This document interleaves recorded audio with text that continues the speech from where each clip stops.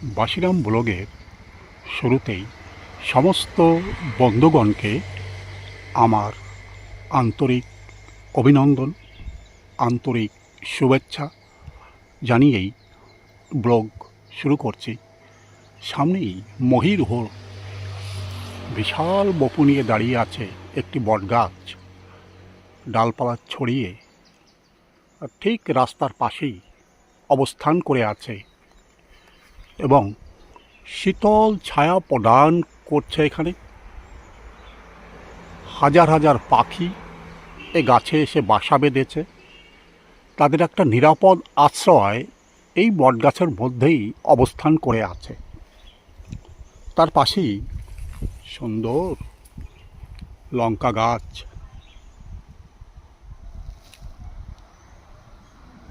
সমস্ত গাছ জুড়ে লঙ্কা গাছটিকে পরিপূর্ণ করে রেখেছে। কিছু লঙ্কা পেকেও গেছে, পাকা লঙ্কা খুব সুন্দরভাবে গাছটার শোভা বর্ধিত করে চলেছে। সুন্দর সুন্দর পাকা পাকা লঙ্কা, কাঁচা লঙ্কা সব কিছুই এখানটায় একটা সৌন্দর্য মণ্ডিত করে রেখেছে। চারিদিকে শুকনো ঘাস, লতাপাতা, তার মধ্যে প্রাণবন্ত হয়ে এই লঙ্কা গাছটি এখানে দাঁড়িয়ে আছে এবং ফুল ফলে সমৃদ্ধ হয়ে সুন্দরভাবে এই জায়গাটাকে একটা সৌন্দর্য মণ্ডিত ভাব তৈরি করে রেখেছে। এখানে সুন্দর আখের বাগান এই জায়গাটাকে পরিপূর্ণ করে রেখেছে। প্রখর রৌদ্রে আখের রস অত্যন্ত উপদেয় এবং গ্রামের মধ্যে এই আখের বাগিচা সুন্দরভাবে এখানে সাজানো রয়েছে। বহুদূর পর্যন্ত বিস্তৃত হয়ে আছে এই আখের বাগান। অন্যান্য গাছগাছালি, কলা গাছ সব কিছুই গ্রাম বাংলার ছবিটাকে অত্যন্ত সুন্দরভাবে চোখের সামনে প্রকটিত করে রেখেছে। সেই সাথে এখানে সমস্ত গাছ জুড়ে টক ফল বা গ্রাম বাংলার মেস্তা গাছ, সমস্ত গাছ জুড়ে ফলে সমৃদ্ধ হয়ে আছে। কি সুন্দর দেখা যাচ্ছে গাছের গোড়া থেকে মাথা পর্যন্ত সমস্ত গাছ জুড়ে কেবলই পাকা ফল সাজানো রয়েছে এবং কি সুন্দর এই দৃশ্য চোখের সামনে দেখা যাচ্ছে। ফলের ভারে মাটিতেও লুটিয়ে পড়েছে। সুন্দর এই গাছ, সমস্ত গাছ জুড়ে কেবলই মেস্তা ফল এবং এই ফলগুলি একমাত্র গ্রাম বাংলার মধ্যে আসলে পরেই এমন চমৎকারভাবে চোখের সামনে ফুটে ওঠে। মনে হয় সমস্ত গাছ জুড়ে ফুলিয়ে সাজিয়ে রেখেছে, কিন্তু এগুলি ফুল নয়, এগুলি গাছের ফল এবং অত্যন্ত সুন্দরভাবে ছড়ানো রয়েছে। একটি ডাল এখানে কেটে দিয়েছে।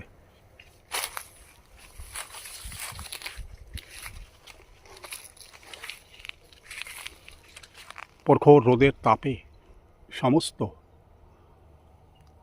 ঘাস লতাপাতা শুকিয়ে গেছে। তার মধ্যেই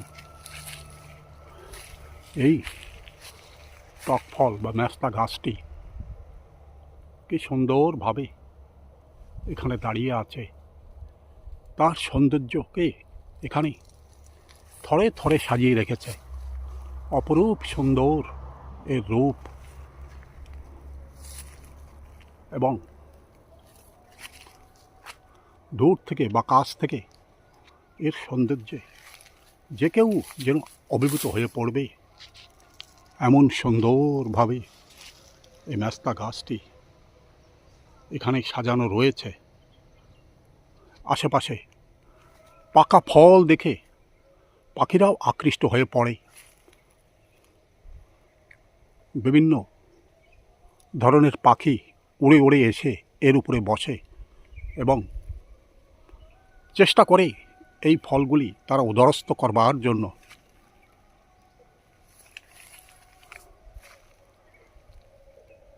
এই ফল অত্যন্ত উপাদেয় এবং লোকেরা সংগ্রহ করে টক রান্না করে খায় বা অন্যান্য ঔষধিতেও এই গাছের ফল ব্যবহার হয়ে আসছে সেই যুগ যুগান্তর থেকে। সুন্দর বাগান চারিদিকে পরিবেষ্টিত হয়ে আছে। বাগানের ঠিক পাশেই এই গাছটি অপরূপ সৌন্দর্যমণ্ডিত হয়ে আছে। গাছের পাতা এখানে চট করে লক্ষ্য করা যাচ্ছে না, তাকালেই কেবলই নজরে পড়ছে পাকা পাকা ফল।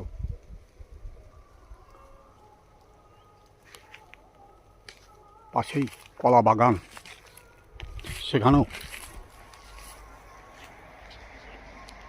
গাছে একাধিক কলা ধরে আছে। কিছুদিনের মধ্যেই এই কলা পেকে যাবে। হাজার হাজার পাখি তখন ছুটে ছুটে আসবে এই পাকা কলা খাবার জন্য। ছোট্ট কাঁঠাল গাছ, সেও সব কিছুর মধ্য থেকে মাথা তুলে দাঁড়াবার চেষ্টা করছে। আকাশের দিকে মুখ করে ধীরে ধীরে উপর দিকে উঠে যাওয়ার চেষ্টা করছে। নিচে ছোট্ট আনারস গাছ আজকে ছোট অবস্থায় আছে, কিছুদিনের মধ্যেই এই গাছে সুন্দর আনারসে পরিপূর্ণ হয়ে যাবে।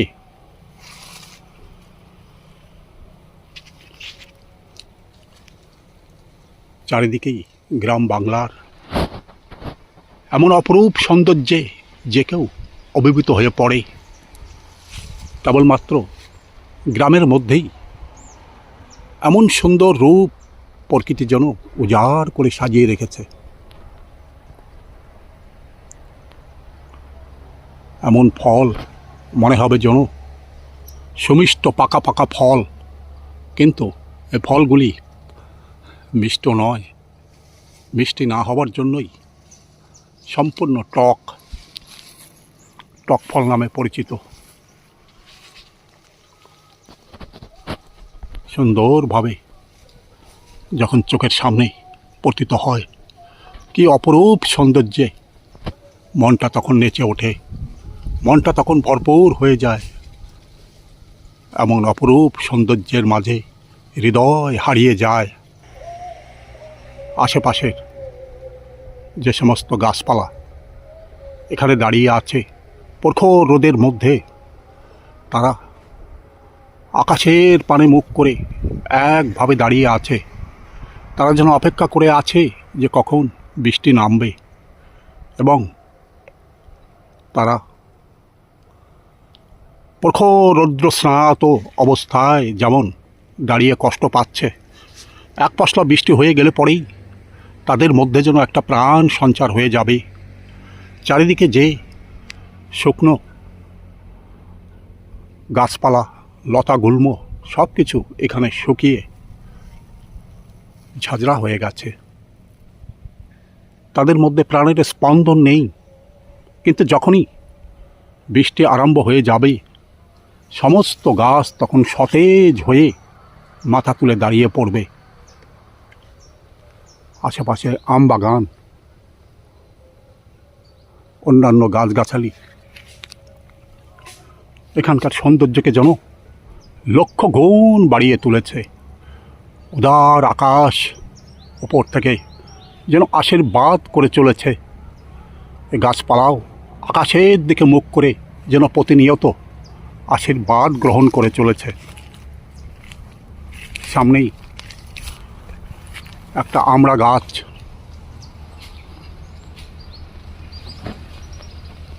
সমস্ত পাতা এই সময় ঝরে যায়। আবার বসন্তকাল যখন শুরু হয় তখন নতুন পাতা গজিয়ে ওঠে এবং ফুলে সমৃদ্ধ হয়ে ওঠে। কিছুদিনের মধ্যেই সমস্ত গাছ জুড়ে আমড়া ঝুলে ঝুলে থাকে। তখন এই গাছের সৌন্দর্য লক্ষ গুণ বাড়িয়ে তোলে। অপরূপ সৌন্দর্যে তখন এই গাছটা ভরপুর হয়ে যায়।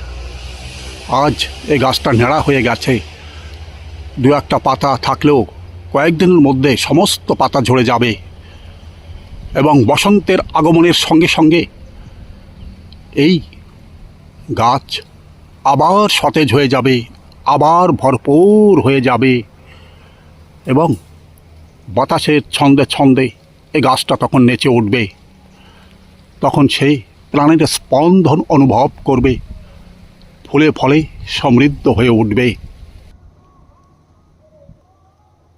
প্রখর রোদের মধ্যে একটি পেয়ারা গাছ এখানে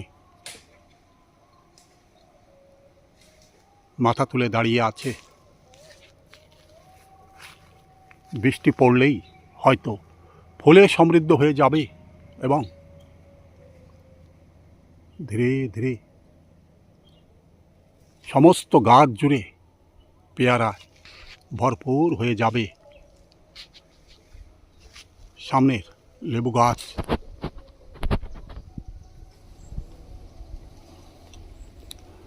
বহুদিন ফল প্রদান করে এখন অন্তিম শ্বাস ছাড়বার চেষ্টা করছে। দু একখানা তাজা ডাল এখনো পর্যন্ত জীবিত আছে। কিছুদিন পর হয়তো এই ডালগুলিও শুকিয়ে যাবে। দু একখানা তাজা ডাল এখনও লক্ষ্য করলে দেখা যাচ্ছে এবং একটা লেবুও এই গাছটিতে ধরে আছে।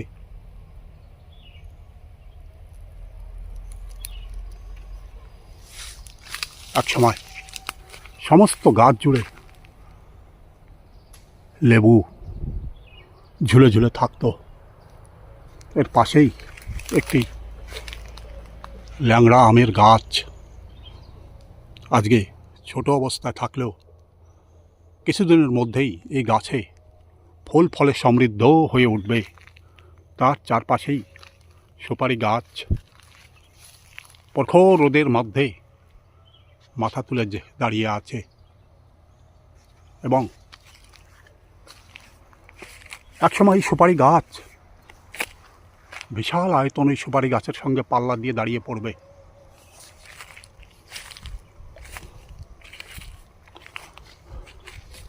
এই মুহূর্তে প্রখর রোদে সমস্ত গাছপালা যেন স্থির হয়ে দাঁড়িয়ে আছে এখানে।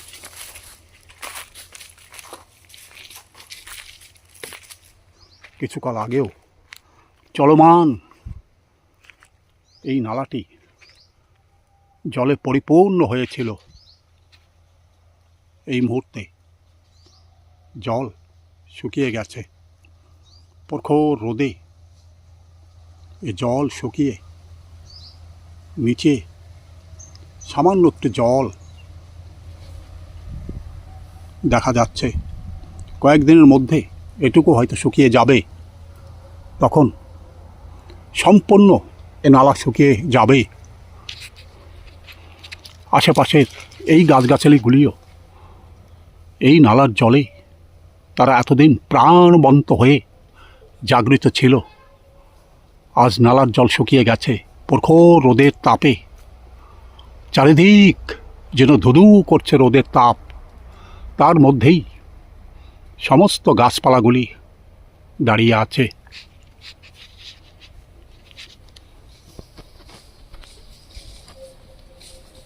দূরে গাছপালা সব কিছু এখানে অত্যন্ত সুন্দরভাবে যখন চোখের সামনে ফুটে ওঠে এখানকার দৃশ্য অতুলনীয় থেকে অতুলনীয়ভাবে